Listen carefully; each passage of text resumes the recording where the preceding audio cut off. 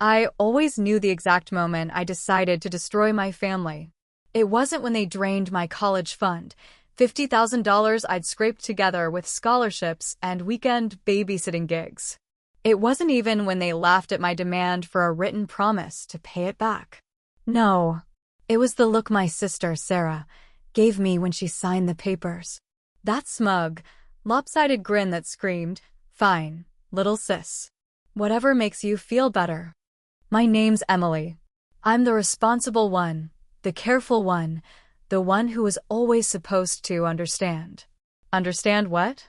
Sarah's special. Sarah's destined for greatness. Sarah needs more support than me.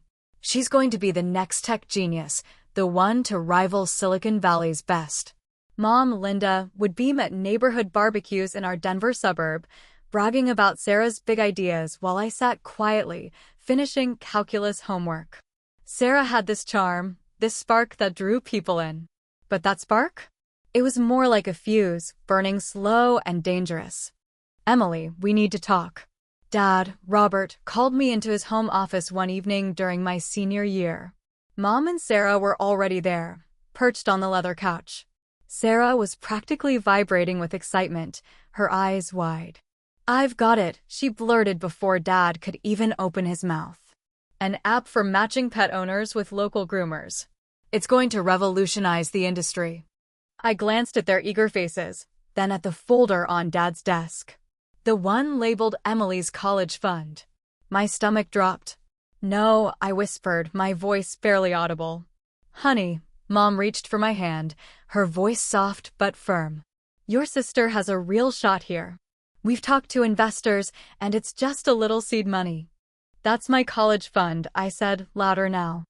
"I earned those scholarships. I worked every weekend. I planned every penny." Dad waved a hand, dismissive. "You could take out a loan. Or start at community college for a couple years." Sarah leaned forward, her tone patronizing, like she was explaining something to a child. "The market won't wait, Em. This is bigger than college. This is about changing the world." Something snapped inside me, but my face stayed calm. "Fine," I said. "But I want it in writing." Mom blinked. "What?" "A promissory note," I said, my voice steady. "The exact amount, plus interest. It's just a loan, right?" Sarah laughed, a sharp, mocking sound. "Come on, sis. Don't be so dramatic. We're family." "Exactly," I said, forcing a smile. "So you won't mind signing it?" Dad frowned, his brow furrowing. "Emily, this isn't necessary." I crossed my arms. Either I get a notarized note, or I call Grandma Ellen right now and tell her what you're doing with the money she helped me save. Grandma Ellen, Mom's mother, was a retired accountant with zero tolerance for financial nonsense. The threat landed like a brick. Sarah shrugged, still smirking. "All right, whatever makes you happy." But that grin, that careless, taunting grin, it burned itself into my memory. That was the moment I knew. I wasn't just going to get even. I was going to make them pay. The air in the bank felt heavy, like it was pressing down on my chest. I sat across from the notary, a stern woman with glasses perched on her nose, while Sarah lounged in her chair, twirling a pen like this was all a game. Mom and Dad stood behind her, exchanging glances, their faces tight with annoyance. I hadn't slept. All night, I'd pored over legal websites, scribbling notes about promissory notes, interest rates, and notarization requirements. Every detail had to be perfect. I wasn't going to let them wiggle out of this. "Emily, are you sure about this?" Mom asked, her voice low, almost pleading. She reached out, her hand hovering near mine, but I pulled back. "It's just a formality, Mom," I said, keeping my tone even. "If it's just a loan, like you said, you won't mind putting it in writing." Sarah snorted, rolling her eyes. "God, you're so intense. It's $50,000. We'll pay it back when my app takes off." "When?" I asked, locking eyes with her. That smug grin faltered for a split second, but she recovered fast. "Yeah, when," she said, leaning forward. This is a sure thing. You'll see. Dad cleared his throat, adjusting his tie. Let's just get this over with. We've got a meeting with investors this afternoon. Of course they did. Always rushing to Sarah's next big pitch, while my future sat in a folder, labeled and discarded. I slid the promissory note across the table. I'd typed it myself, double-checking every clause. $50,000 repayable within 5 years, with 6% compound interest per year. Mom's eyes widened as she read it. Interest, she whispered. Emily, this is family. Exactly, I said, my voice calm but sharp. Family doesn't steal from each other. This makes it fair. Dad's jaw tightened, but he didn't argue. He knew I wasn't bluffing about Grandma Ellen. One call to her, and she'd tear into them like a tax auditor on a mission. Sarah grabbed the pen, signing her name with a flourish, barely glancing at the paper. Happy now, little sis? She asked, sliding it back to me. Her tone dripped with mockery, like I was a child throwing a tantrum. I didn't answer. I just watched the notary stamp the document, her movements slow and deliberate. Mom and Dad signed as guarantors, their signatures stiff, reluctant. The stamp hit the paper with a thud, and something inside me locked into place. Are we done? Sarah asked, standing up, already checking her phone.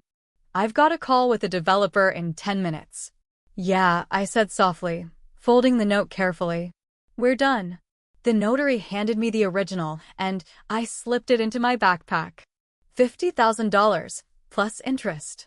My entire future reduced to a single sheet of paper. That night, I sat on my bed in our Denver home, staring at the note.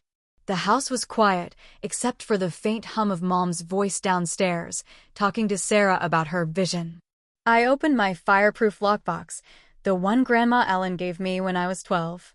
Always protect what's yours, she'd said. I placed the note inside, next to my scholarship letters and a photo of me at 16, smiling like I still believed in family.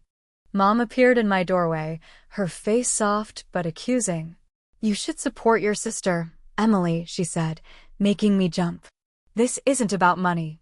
It's about her future. Our future. I closed the lockbox with a click. Thanks for the advice, Mom, I said, my voice steady. She didn't see the storm brewing inside me, but she would. They all would. 6 years. That's how long I carried the weight of that promissory note, locked away in my fireproof box like a secret I couldn't bury. I moved out of our Denver home to a cramped studio apartment in Boulder, Colorado, where the rent ate half my paycheck. I was 24 now, juggling 3 jobs to keep my head above water. By day, I was a legal assistant, filing papers for a small law firm. By night, I waited tables at a diner, smiling through coffee stains and lousy tips. And in the stolen hours between, I transcribed audio files online, my eyes burning from the screen's glow. Every dollar went to night classes at the community college or paying down student loans. My dreams of a 4-year university? Buried under Sarah's failures. Sarah, my sister, burned through my $50,000 like it was pocket change. Her pet grooming app flopped within a year. Then came a crypto scheme for dog walkers, followed by an AI that wrote pet horoscopes. Each idea was revolutionary, each one a black hole. Family dinners at Mom and Dad's house were a masterclass in delusion. Sarah's an entrepreneur, Mom, Linda would say, her voice bright as she passed the mashed potatoes. She's taking risks, like all the greats. Dad, Robert, would nod, his eyes on Sarah, who'd spin tales of investors and big breaks while I pushed food around my plate, silent. My part-time jobs? My straight-A transcripts? They barely registered. Still working at that diner, Emily? Mom asked once, her tone dripping with pity. You should aim higher. I bit my tongue, thinking of the law school applications I'd started, the ones I funded with ramen dinners and overtime. Sarah, meanwhile, bragged about her latest pitch in San Francisco, paid for with what was left of my college fund. I smiled through it all, nodding, playing the good daughter. But every night, back in my apartment, I added to my notebook. Every call, every text, Every promise Sarah broke went in there. Dates, times, exact words. A ledger of betrayal, growing thicker by the month. "You look like hell," Rachel said one morning, plopping a coffee on my desk at the law firm. My best friend from college, now a junior associate, she was everything Mom thought I should be: polished, ambitious, single by choice. I rubbed my eyes, my law textbook open to a chapter on contracts. "Thanks," I muttered. "Going for the zombie aesthetic." She laughed, but her eyes softened. "Another all-nighter?" I nodded. "Property law exam tomorrow." Plus, Sarah called at 2 a.m. pitching her new idea. Some app that tracks pet moods. Rachel snorted. "Let me guess. She asked for a loan." I smirked, bitter. "Said my bank account's as empty as her business plans." Rachel leaned against my desk, her voice low. "You could stop answering her calls, you know." I shook my head, pulling out my notebook. "Not yet." I flipped to a page where I'd logged Sarah's latest request, her voice recorded on my phone. "Come on, just a couple grand." "It's a game changer." Rachel's eyes widened. "You're building a case, aren't you?" I didn't answer. I didn't need to. 6 years of silence didn't mean I was idle. Every family dinner, every missed birthday, every time Mom sighed about my safe choices while praising Sarah's vision, I cataloged it. Every email where Dad promised to sort things out later. Every voicemail where Sarah laughed off my questions about the money. I saved them all. My laptop was a vault of evidence, my notebook a map of their lies. One night, alone in my apartment, I opened the lockbox. The promissory note sat there, crisp and untouched. $50,000 plus 6% interest, compounding yearly. I traced the notary's stamp with my finger, remembering Sarah's mocking grin. "You happy now, little sis?" she'd asked. I closed the box, my jaw tight. Not yet, Sarah. But I would be. I was building something stronger than her dreams. A reckoning. And when it came, they'd never see it coming. The Boulder post office smelled of paper and dust, a quiet hum beneath the fluorescent lights. I stood at the counter, my hands steady as I handed over the envelope. Priority mail, signature required.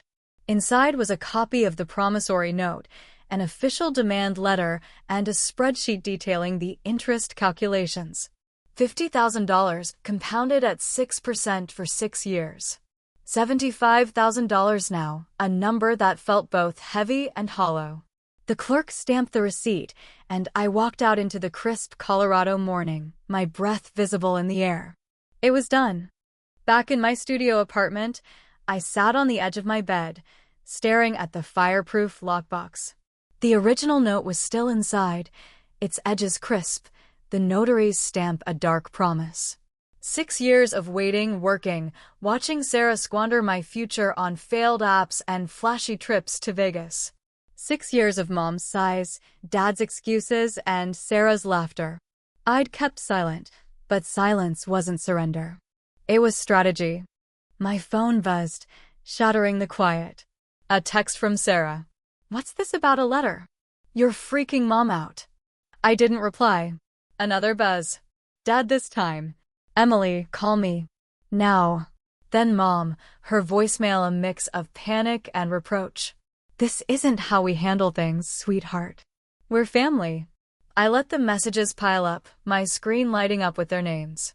By Friday, it was a flood of calls, voicemails, each one more desperate than the last.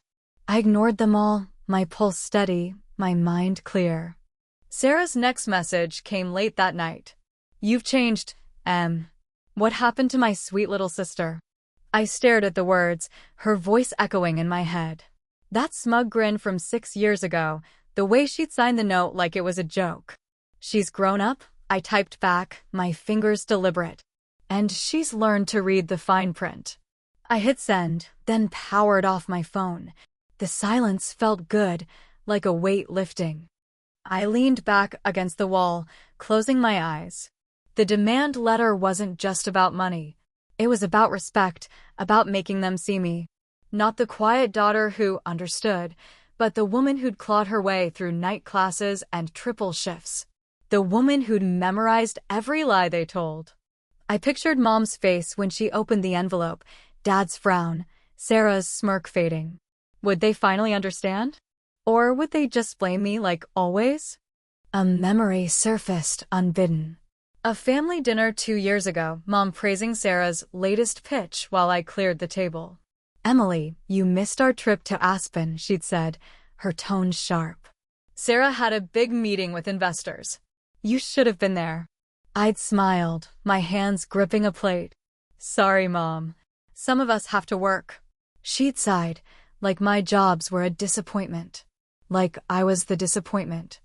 I opened my eyes, the memory fading. The demand letter was my answer. Not to their words, but to their choices.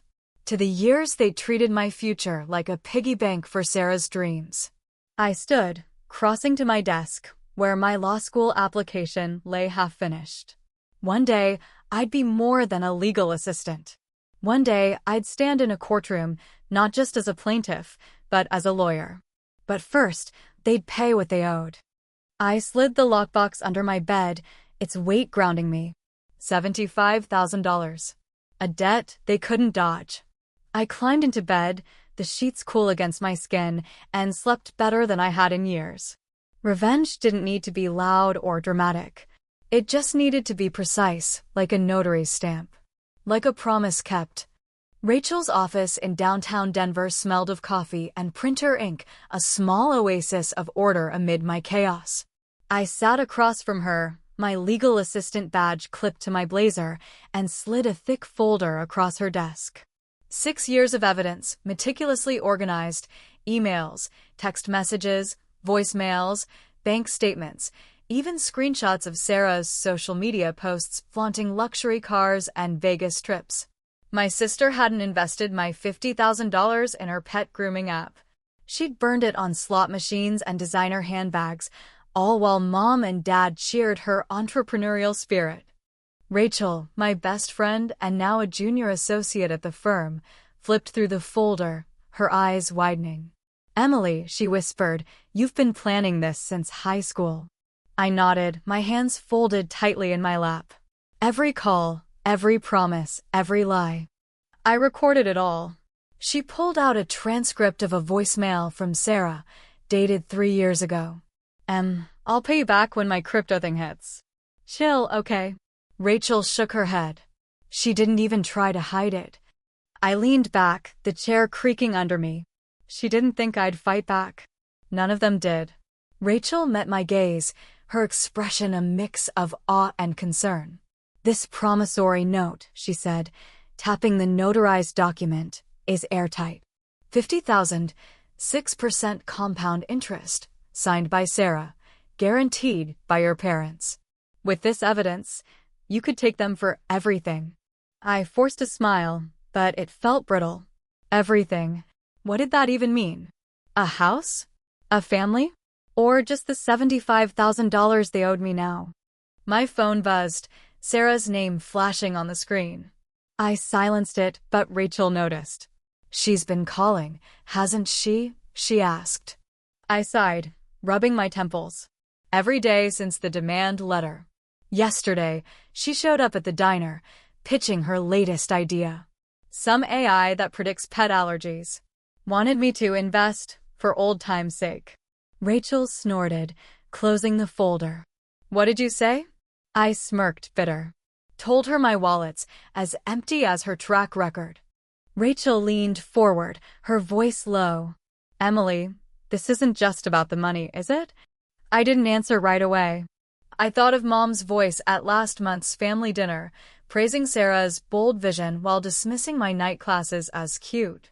Of Dad's emails, promising to sort out the college fund but never following through. Of Sarah's laugh, sharp and careless, when I'd asked about repayment. "It's about respect," I said finally. They took my future and acted like it didn't matter. "I'm done being invisible." Rachel nodded, jotting notes. "We'll file next week.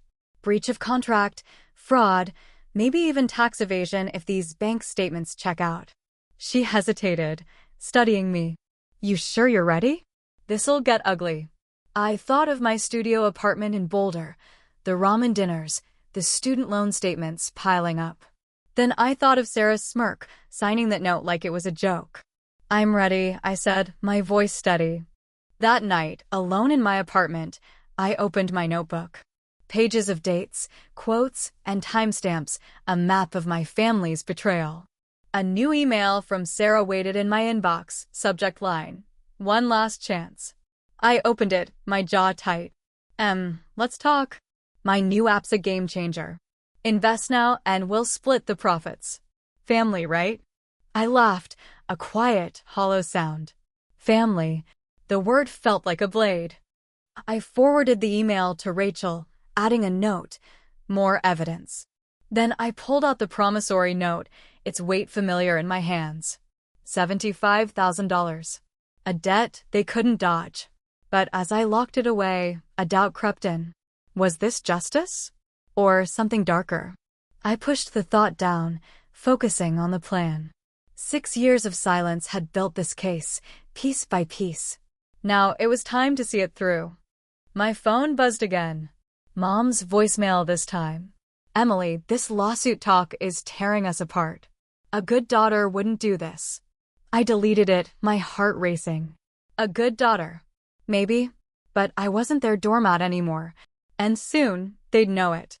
Sunday dinner at Mom and Dad's house in Denver felt like stepping into a minefield. The dining room smelled of roast chicken and tension, the table set with Mom's best china. Linda fussed over Sarah, piling extra potatoes on her plate, while Dad, Robert, poured wine, his eyes fixed on his golden child. I sat across from them, my fork heavy in my hand, counting down from 10 to keep my voice steady. Sarah was mid-story, spinning a tale about her latest up-pun AI that matched pets with therapists. "It's a gold mine," she said, her smile dazzling. "Investors are practically begging me." Mom beamed. "That's our girl. Always thinking big." I pushed a carrot around my plate, my jaw tight. 6 years of the Sarah's dreams center stage, my life a footnote. Then she turned to me, her eyes glinting. "Emily, you're doing okay, right? Maybe you could chip in for the app. For old time's sake." The room went quiet. Mom froze, her fork halfway to her mouth. Dad coughed, looking away. I set my fork down, slow and deliberate. "You want me to invest?" I asked, my voice soft but sharp. Sarah leaned back, smirking. "Yeah, we're family. You're always talking about how hard you work. Surely you've got something saved up." 6 years of anger simmered under my skin, but I kept my face calm. "You never paid back my college fund," I said. $50,000. Plus interest. "Remember the promissory note?" Mom gasped, her hand flying to her chest. "Emily, not at dinner." Sarah laughed, a brittle sound. "That's ancient history, sis. Let it go." Dad's voice was low, warning. "Drop it, Emily." I stood, my chair scraping the floor. "No. I'm done dropping it." I pulled out my phone, dialing Rachel. "Hey," I said when she answered. "That question about the promissory note? It's time." I hung up, my family staring, stunned. "Good night," I said and walked out, the door slamming behind me. The next morning, Sarah stormed into my office at the law firm, her designer sunglasses pushed up on her head. "What the hell, she snapped, slamming her purse on my desk. Papers scattered, a pen rolling to the floor. "You're suing us?" "Over some stupid note from years ago." I leaned back in my chair, my hands steady. "It's not just a note, Sarah. It's a contract. You signed it. So did Mom and Dad." Her face twisted, that smug grin gone. "You're jealous," she spat. "You've always been jealous because I take risks, because I have vision, while you're stuck here with your boring little job." I stood, eye to eye with her. "No, Sarah. I'm not jealous. I'm done funding your failures." Her eyes widened as I pulled out a folder, flipping it open to a bank statement. "This is where my college fund went. Vegas hotels. A sports car. Not your app. And these?" I held up tax records, courtesy of Sarah's ex, Jessica. "Forged documents you showed investors." Sarah's face paled, her hands shaking. You can't do this. It'll ruin Mom and Dad. I closed the folder, my voice cold. You did that when you took my future and lied about it. She stepped closer, her voice low, venomous. You'll regret this, Emily. When I make it big, don't come crawling back. I pointed to the door. Get out. She left, her heels clicking furiously. I sank into my chair, my heart pounding. The folder lay open, evidence of Sarah's lies staring back at me. My phone buzzed Rachel. I've got the filing ready, she said. You sure about this? I thought of Sarah's smirk, Mom's excuses, Dad's silence. File it, I said, my voice steady. The storm was coming, and I was ready to face it. The Denver courtroom smelled of polished wood and stale coffee, its silence broken only by the rustle of papers and the judge's low cough. I sat beside Rachel, my hands folded tightly in my lap, the promissory notes weight heavy in my mind. Across the aisle, Mom, Linda, sat ramrod straight in her Sunday dress, her lips pressed thin. Dad, Robert, gripped the bench, his knuckles white. Sarah slouched beside them, her eyes darting, her usual swagger gone. The air felt thick, like the moment before a storm breaks. Rachel stood, her voice clear and steady. Your Honor, we're here to enforce a promissory note signed by Sarah Thompson, guaranteed by Linda and Robert Thompson, for $50,000, plus 6% compound interest, totaling $75,000. She slid the notarized document across the table. The defendants have made no repayments in 6 years, despite repeated promises. The judge nodded, her glasses glinting as she reviewed the note. Mom's lawyer, a gray-haired man with a nasal voice, stood. This is a family matter, Your Honor. My clients believe this was a gesture, not a binding contract. Rachel didn't flinch. She pulled out a recorder and pressed play. Mom's voice filled the room, sharp and dismissive, from a dinner 2 years ago. Emily, Sarah's app is more important than your community college classes. Stop being selfish. Mom's face drained of color, her hand clutching Dad's arm. You recorded me, she whispered, loud enough for me to hear. I leaned forward, my voice low. I recorded everything, Mom. Every promise. Every lie. Rachel slid another document to the judge. Bank statements, Your Honor, showing the plaintiff's college fund was spent on personal expenses, casino trips, a luxury car, no business ventures as claimed. Sarah shifted, her face pale. The judge's eyes narrowed. Miss Thompson, she said, addressing Sarah, can you explain these discrepancies? Sarah stood, her hands shaking. It was business development, she stammered. You have to spend money to make money. Rachel's voice cut through, calm but relentless. Then explain these tax records, Ms. Thompson. They show you reported these expenses as business costs to investors, but they were personal. That's fraud. The courtroom went still. Dad's head snapped toward Sarah, his voice a hiss. Sarah, what did you do? Sarah's composure cracked. I did what you told me, she shouted, pointing at Dad. Take risks. Think big. Who cares where the money comes from as long as we win? The judge banged her gavel, the sound sharp. Order.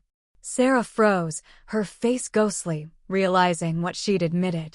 Her lawyer scrambled to his feet. My client requests a recess to consult counsel. The judge nodded, her expression unreadable. Granted. We'll reconvene tomorrow. As we filed out, Mom's sobs echoed, quiet but piercing.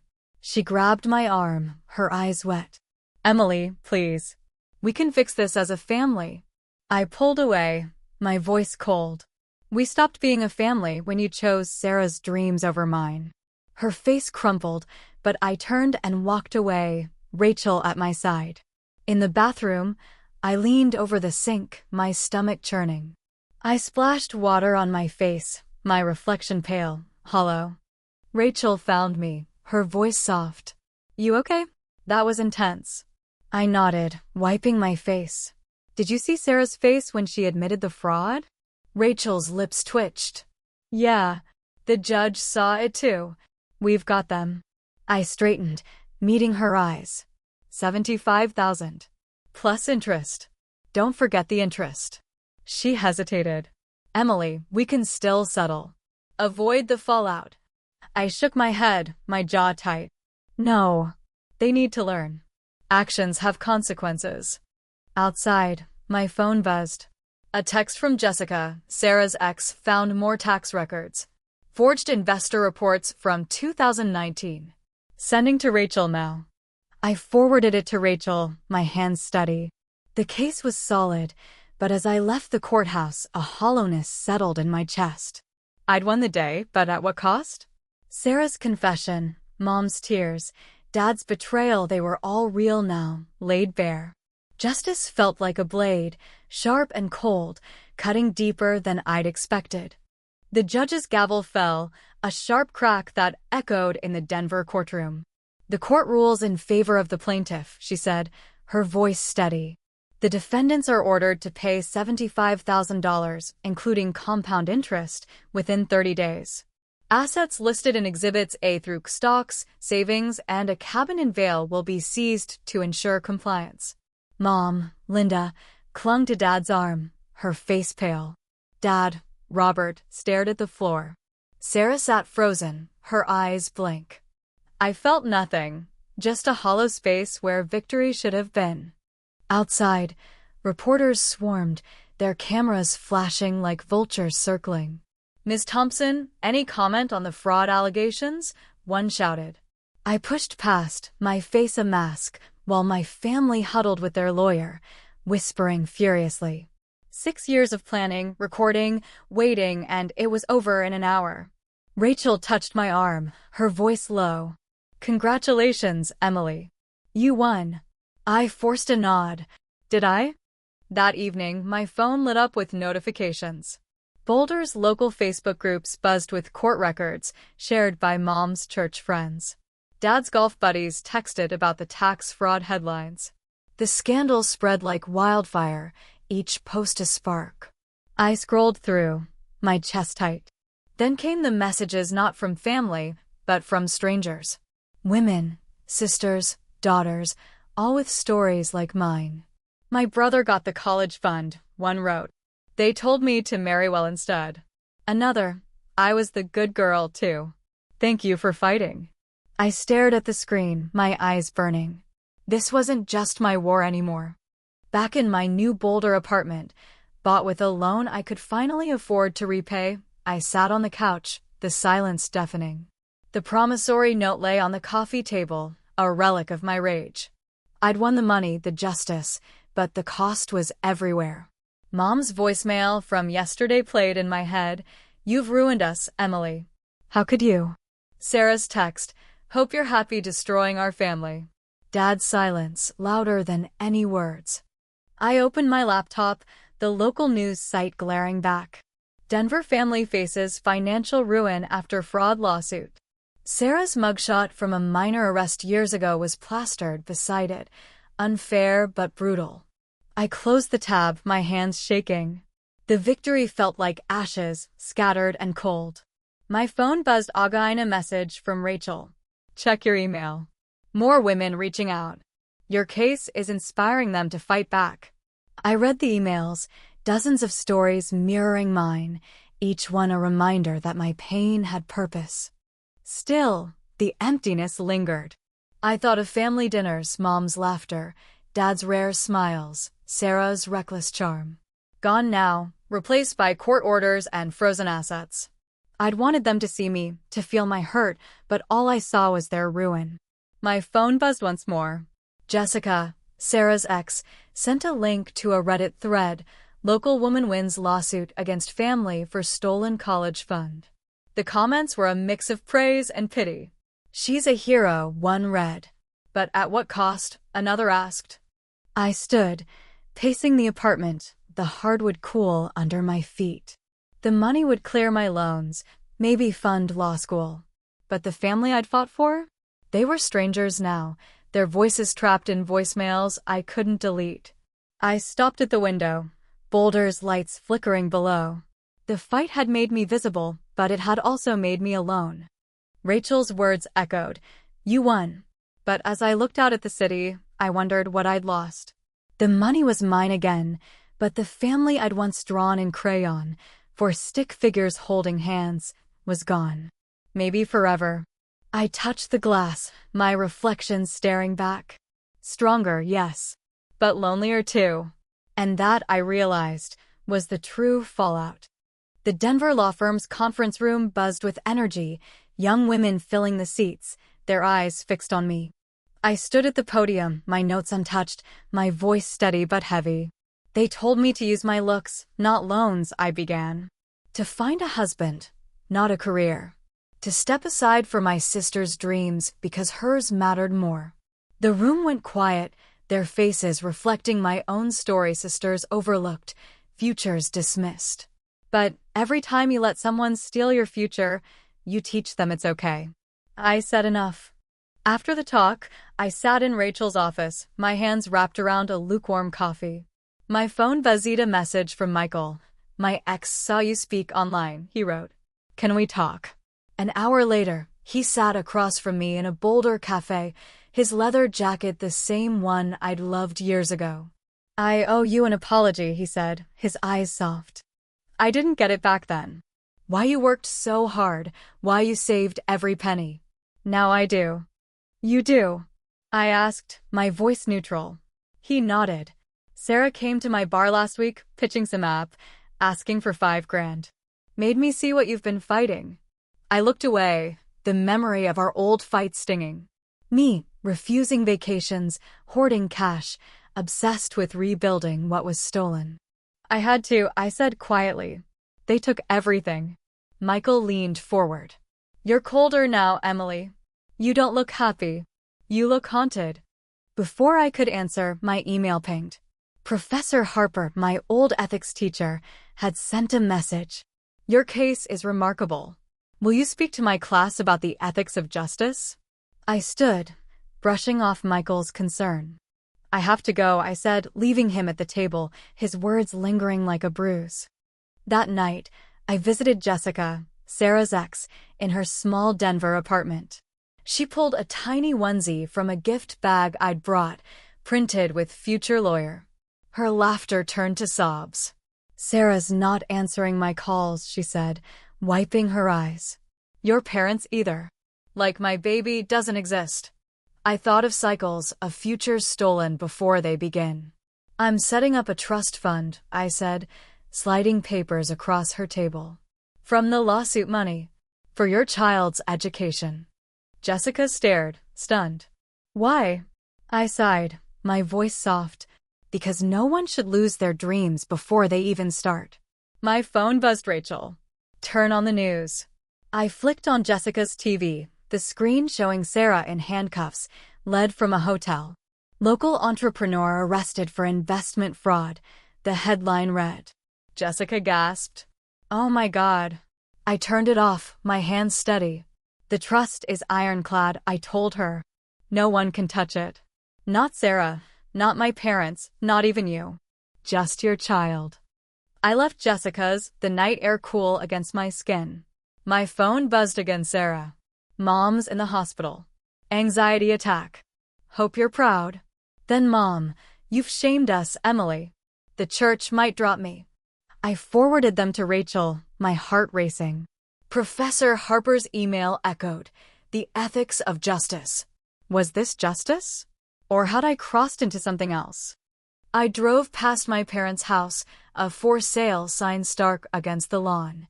Through the window, Mom sat in her chair, smaller than I remembered.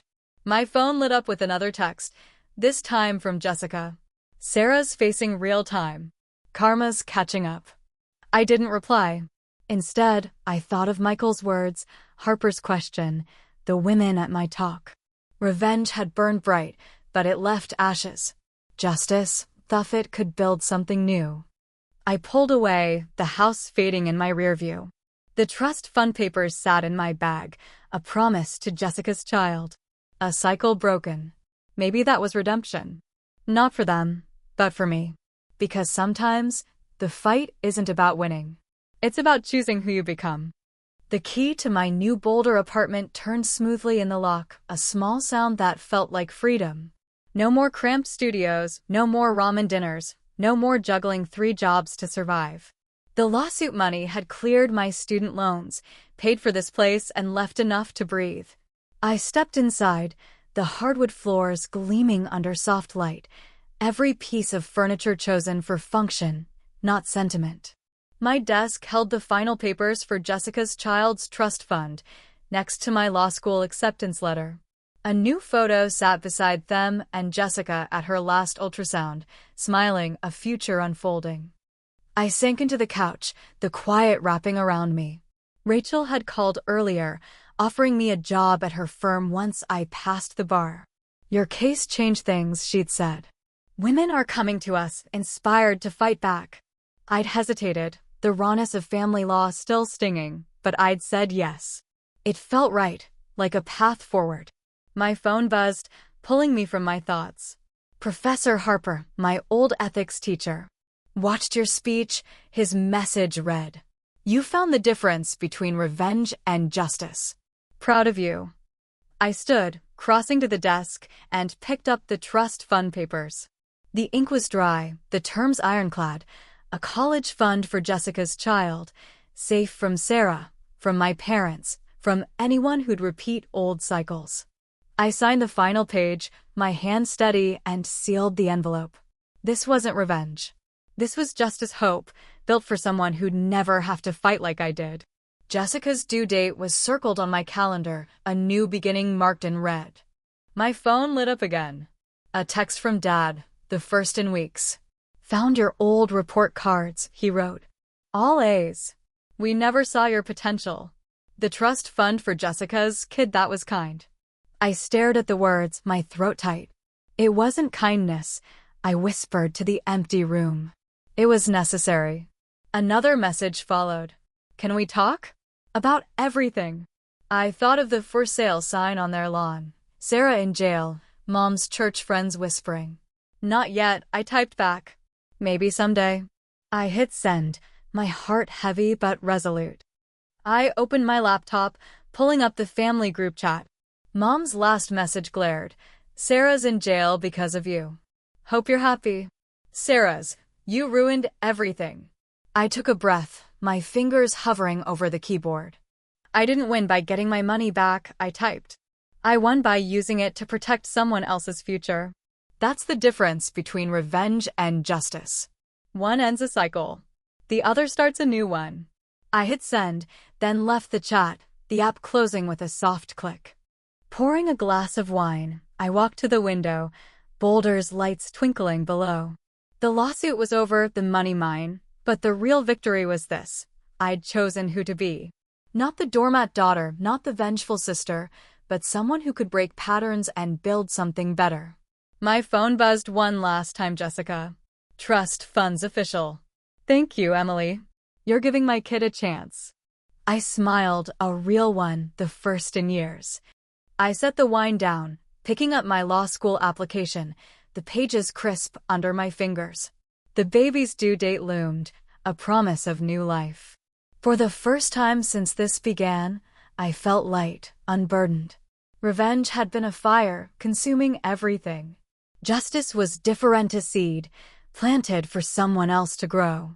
I turned from the window, the city fading behind me. The fight was over, but my story? It was just beginning. And for once, I was ready to write it myself.